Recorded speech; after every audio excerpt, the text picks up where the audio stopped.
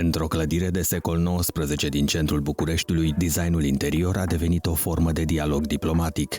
Camerele de oaspeți din reședința ambasadorului Marii Britanii au fost complet reamenajate, nu pentru a impresiona, ci pentru a comunica. Lucy și Giles Portman au transformat aceste spații într-o declarație despre prietenie, respect cultural și identitate comună, într-un proiect care aduce împreună eleganța britanică și spiritul transilvanean. I love to support Romanian designers. I love to support Romanian artists and culture.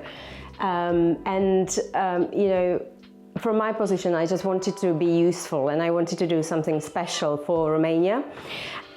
And that's how it all started. But, you know, you start with fashion and then you have other forms of art and design and architecture. What inspires me the most, I guess, I love that Romanians have such a passion about Romania, about their country. You absolutely love your country, and that sort of transpires from everything. And so that's an inspiration which I really admire. I think there's an amazing variety in Romanian architecture. So if you come down to Bucharest, or I was in the Delta in the weekend, and you go down to the Black Sea coast, you actually see Ottoman heritage. And then if you go up to Timișoara, you see a much more sort of Habsburg heritage. And so I think there's amazing architectural variety in the country. Just when you talk about historic churches, you can go to Suceava in the region where you have the amazing painted monasteries, or you can go to Maramureș where you have these beautiful wooden churches, or you can come down to the Saxon area in Transylvania where you have the fortified churches. They're all amazing. They're all completely different, and they're three totally different architectural styles, all in one country. Pentru Lucy Portman, designul interior devine un limbaj care poate transmite respect, empatie și apartenență.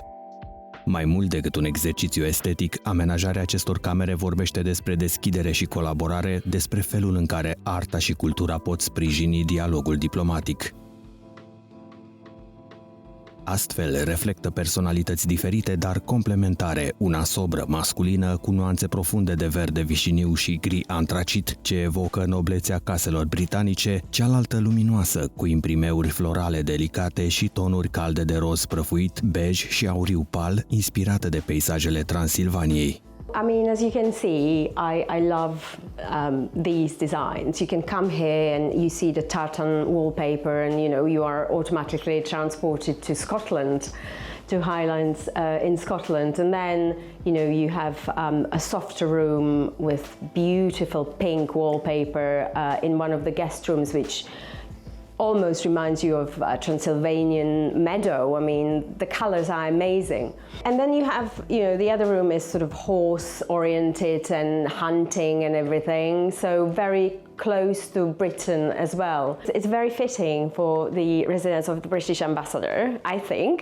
Ambasadorul Giles Portman a susținut constant ideea că diplomația modernă nu se face doar prin negocieri, ci și prin gesturi culturale care creează apropiere între oameni. When I first went to see Mind the Gap in Cluj, I just loved their workshop, and I heard that they'd opened a showroom in Chelsea in London. And I went along to see them in the Chelsea Design Centre, which is this amazing location for the best designers in the world, all selling into a very demanding and sophisticated London market. And I just thought, diplomats don't ever come here. And I've come here because this is a different way of making a link between the UK and Romania. So I think that's the joy of meeting a company like Mind the Gap, because you find you're pursuing that bilateral relationship, making it closer and closer, but in a way that's very non-traditional for diplomats. Pentru a transpune această viziune în realitate, Lucy și Giles Portman au colaborat cu producătorul român Ștefan Ormenișan, fondator al unei companii transilvanene de artă decorativă, recunoscută pentru felul în care îmbină meșteșugul local cu estetica globală. Ne aflăm în reședința ambasadorului Marii Britanii, unde voi ați creat niște camere cu totul și cu totul speciale. Spune-mi, te rog, ce ați făcut aici? Da, este un mic proiect de amenajare pe care l-am făcut într-una dintre suitele din reședința ambasadorului Marii Britanii, excelența sa Giles Portman. Și are o poveste interesantă pentru că are la bază o prietenie pe care ne-am creat-o cu el după ce ne-a vizitat biroul nostru de design de la Cluj. și a rămas impresionat de povestea noastră și de expunerea noastră în Marea Britanie și cumva ne-a invitat, dacă putem, să îl ajutăm în a decora două dintre încăperile din reședința sa. Așa am ajuns să facem acest mic proiect. Am adus tapeți, pentru care suntem faimoși în întreaga lume. Am adus câteva piese de mobilă, tablouri, abajururi de lămpi, perne, cuverturi. Fiecare cameră a fost recompusă plecând de la arhitectura clădirii, tavane înalte, ancadramente clasice și lumină naturală generoasă filtrată prin perdele din bumbac texturat. Pereții au fost reinterpretați cu tapete picturale care aduc profunzime și ritm vizual, completate de mobilier realizat din lemn masiv, finisat mat și obiecte care integrează atât influențe britanice cât și referințe est-europene. The design for me is also a personal taste, and what I would like our guests to feel after they stayed here is to come here and say, wow, is this the residence of the British ambassador? I mean, it's something you wouldn't expect. But also I want them to look at the wallpaper and to say, wow, these colors are amazing, what is it, you know? And then maybe this is from Transylvania, maybe they want to come and discover the country. And so in terms of taste, everyone has a different taste. It might not be everyone's taste, but I think that to sort of ask the question and to wake up a feeling, it doesn't matter which feeling, it's a great and important thing. In design and in architecture, in diplomacy anyway.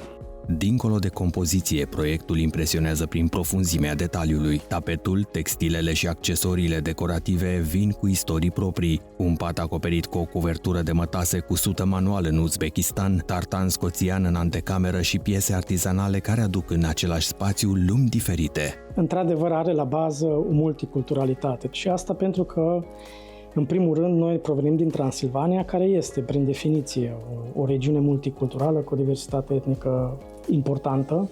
Atunci când am ales să fac această suită, să o decorez, am mers pe un principiu destul de simplu, în care, fiind două dormitoare și un mic living, am ales ca fiecare dormitor să îl împart oarecum, unul să fie mai feminin și unul mai masculin. Și atunci de asta aveți o poveste mai florală aici, cu elemente florale și cu un Suzani bed cover care este făcut manual cu fir de mătase în Uzbekistan și care într-adevăr a venit cu niște cămile până la granița cu Turcia, pentru că e foarte greu de lucrat în acea regiune a lumii.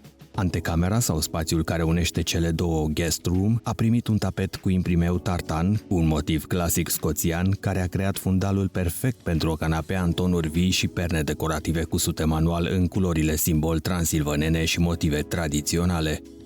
Diplomația s-a mutat astfel din sala de conferințe în detaliul unei texturi în echilibrul unei camere care îmbină două lumi. Invitat special al acestui eveniment a fost John Cooper, BBC's Interior Design Masters, emisiune al cărui fan declarat este și Lucy Portman.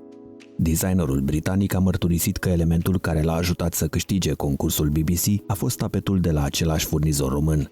Acesta și-a adus propria perspectivă despre rolul designului în redefinirea spațiilor diplomatice.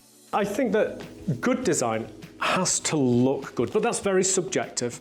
What I think looks good may be different to what you think looks good, but it has to function as well. It has to work for the client. It has to really fit with their needs and the things that they want from the space.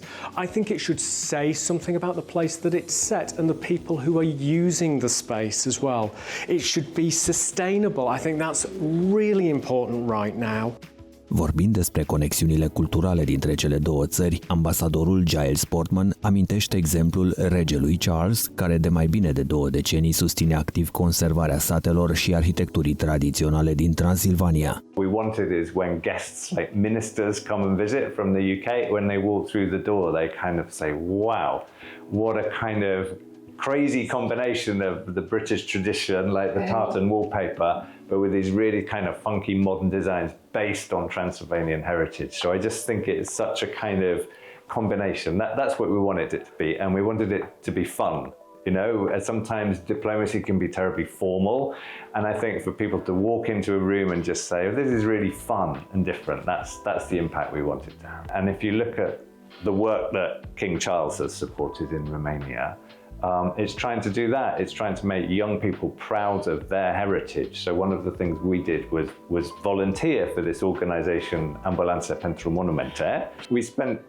We went and joined a group of young architectural students working on the church in Roadesh, for example. And that's just fantastic that it's young people bringing their skills and their enthusiasm and their energy.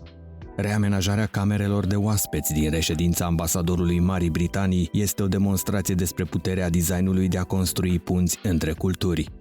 Lucy și Giles Portman, împreună cu producătorul român Ștefan Ormenișan, au transformat un spațiu într-un exemplu de diplomație contemporană în care arhitectura interioară devine formă de dialog, iar frumusețea un limbaj comun.